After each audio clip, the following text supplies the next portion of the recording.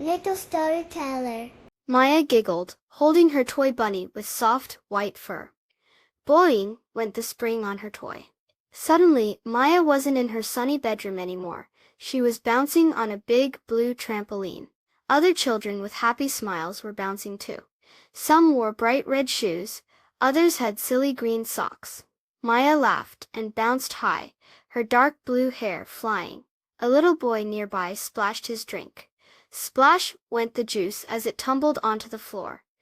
Whoosh! Maya was gone again. Now she was next to a sparkling blue swimming pool. The water looked cool and inviting. Children with colorful floaties, shaped like ducks and stars, paddled happily. A friendly girl with long blonde braids offered Maya a yellow noodle to float with.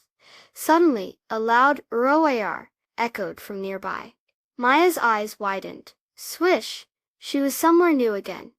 She stood outside a big enclosure with tall green plants. Inside, a magnificent lion, with a fluffy golden mane, stretched and yawned. He looked sleepy and not scary at all. A kind zookeeper with a warm smile waved at Maya.